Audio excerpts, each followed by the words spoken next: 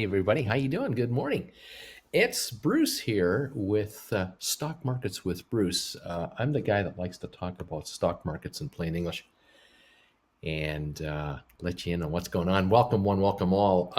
It's a well-rested Bruce. Took Saturday and Sunday off this week. Gotta tell you, didn't get enough sleep, but got a lot of sleep. It was wonderful. Just keeping an eye on things in the meantime, and just charging up the batteries to get back at it. So much happening here.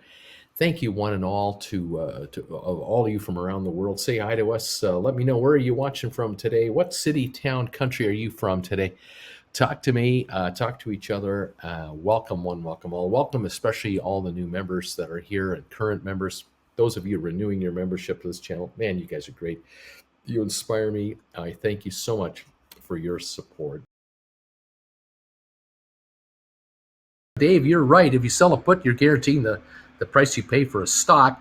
Collect the premium. You may never have to buy the stock if you don't get exercise, but if you do, get that dip price. Exactly right. I mean, look, on GameStop, you can write 135 put contracts, 140 puts, 125 put. I mean, any price you want, but if you can write out of the money put contracts, be paid a premium to do it, where you commit to buy stock, say at $130, you get paid $10 to do that for a certain amount of time.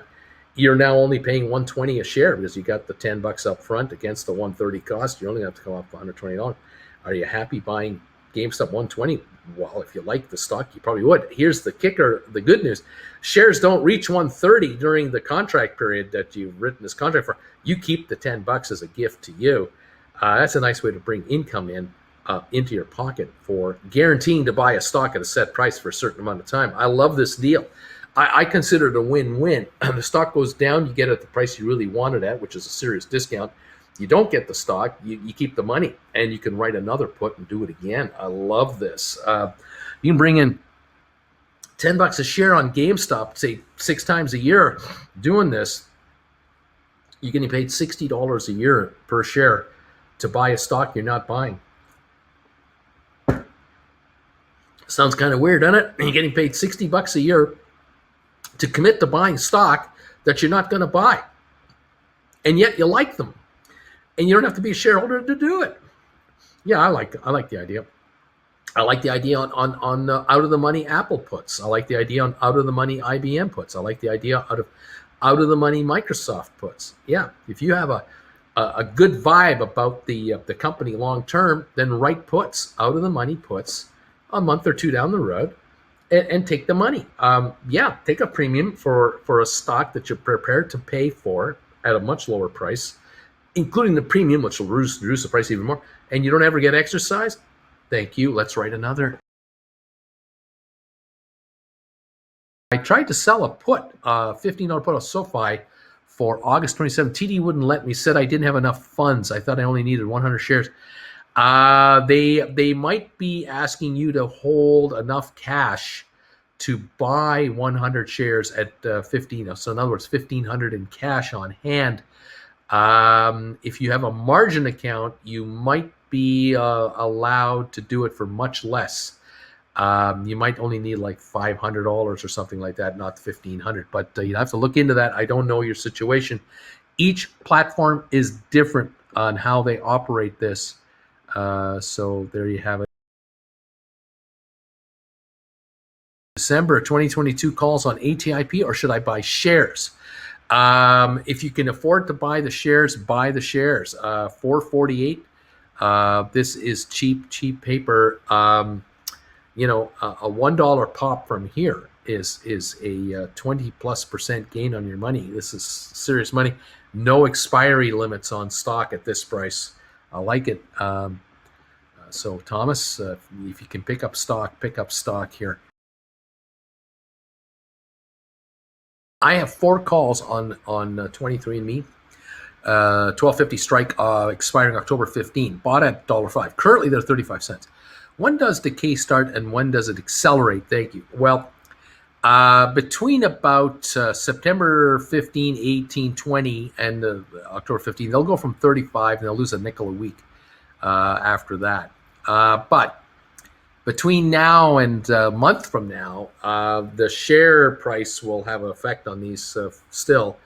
Obviously, if the shares, like they're up 55 cents today, if they moved up 55 cents later this week again and got into the $9.80 to $10 neighborhood, these might be reaching 50 cents, 45, 55.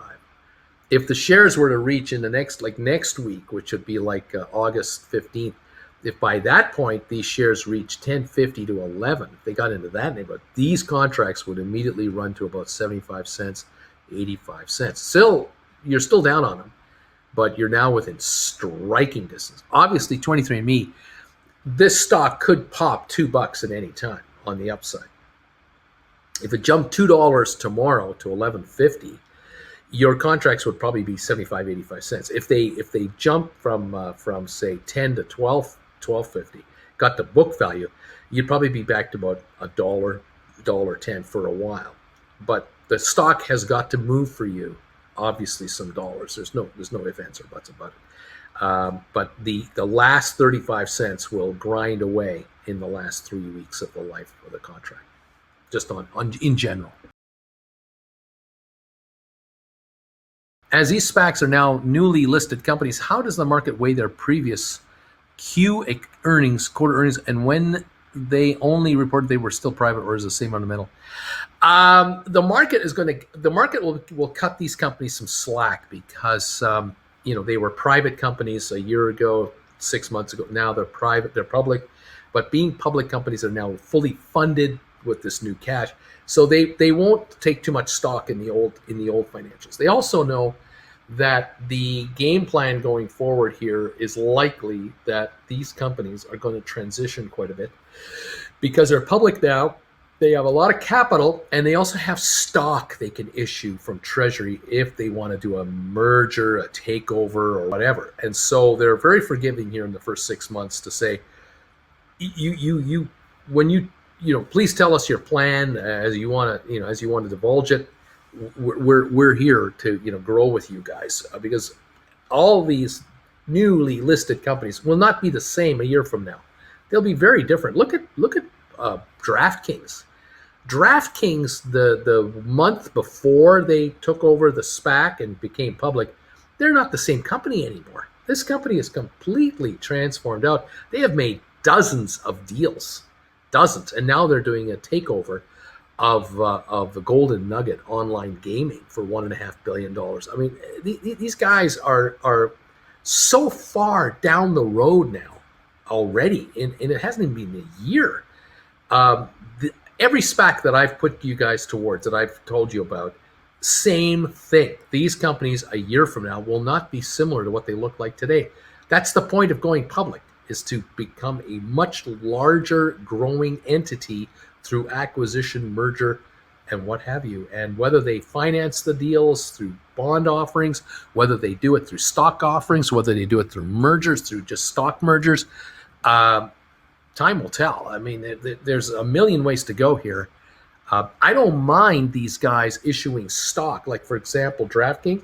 I don't mind DraftKings issuing stock to buy up Golden Nugget because all the cash flow of Golden Nugget is now inside of DraftKings. That's just lifted DraftKings financials dramatically, absolutely dramatically. And it's going to make a whole bunch of analysts on Wall Street get their calculators out and refigure everything, and then come out to the market and say, this acquisition is going to be a cash cow for DraftKings. And going forward with SoFi and with ATIP and with Matterport and 23andMe, all these SPACs, as they start to acquire cash flowing other corporations, whether they're private or public, this will change their financials completely. It will take them to another level. And that's where you're going to start seeing analysts come out and say, this stock's a buy for the next 2 years. Absolutely, you want to be in with these guys because this management group is aggressive and they're looking to make deals. They've got Wall Street backing to do acquisitions.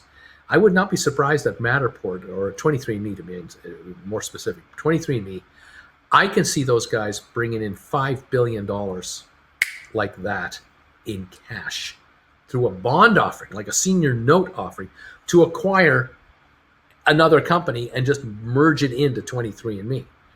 I can see that happening. That would take 23andMe's number of projections way out of whack, way higher.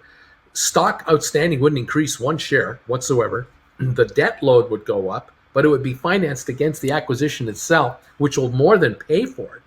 And the stock could double in price just on one of those. That at any time that can happen with 23andMe.